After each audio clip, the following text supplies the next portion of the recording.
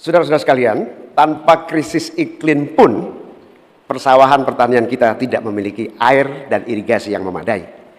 Bahkan dia lebih fatal lagi dalam mengadakan pengadaan pangan nasional, petani tidak dilibatkan dan bahkan hanya melibatkan korporasi. Ini yang harus kita rubah. Kita ingin melihat bahwa potensi petani dan seluruh produk-produknya masih sangat luar biasa. Mulai dari pengadaan lahan yang memadai. Dalam arti lahan-lahan yang ada melalui reformasi agraria. Reforma agraria menjadi prinsipnya. Yang kedua, petani kita harus kita beri pupuk yang cukup dengan harga yang terjangkau. Bahkan banyak petani punya duit sebetulnya tapi pupuknya tidak ada.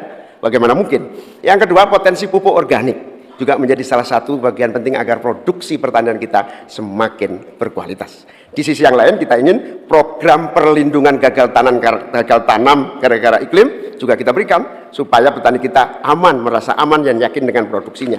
Pengembangan irigasi dan subsidi pupuk tidak bisa dielakkan. Tidak boleh kita melakukan pembiaran petani kita sehingga kita kekurangan pangan, petani kita tidak diberi kesempatan untuk mengisi kekurangan pangan itu. Kualitas pangan kita bergantung juga kemampuan kita memfasilitasi agar petani kita lebih produktif lagi.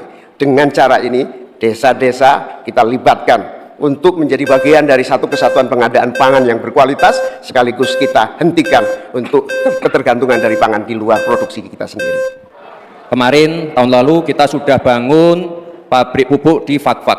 Kuncinya untuk meningkatkan produktivitas, ya kita harus genjot kawasan industri pupuk. Kita dekatkan pupuknya dengan lahan-lahan pertaniannya. Kuncinya pupuk, dan pupuk harus didekatkan dengan lahan-lahan pertanian. Otomatis produktivitas akan meningkat. Dan jangan lupa mekanisasi. Kita ingin meningkatkan produktivitas para petani pakai RMU, pakai combine harvester, dan juga kita melibatkan generasi muda melalui smart farming, pakai IoT untuk melihat pH tanah, keasaman tanah, kesuburan tanah, dan juga penggunaan drone untuk penyemprotan pestisida. Terima kasih. Kan masalahnya itu salah satu yang sering kita dengar, lahan berkurang, petani berkurang. Orang desa tidak mau lagi menjadi petani karena justru rugi. Terkadang kalau mau ingin mendapat pupuk bersubsidi dipersulit bukan main dan harus beli ke tengkulak. Nah, di sini problemnya sebenarnya bagaimana penegakan aturan-aturan itu. Kami di Jawa Tengah itu pernah punya program di mana Pak Ganjar waktu jadi gubernur waktu itu membuat 29 badan usaha milik petani yang itu efektif untuk membantu petani saling menolong menggarap tanahnya sehingga dia kerasan di desa.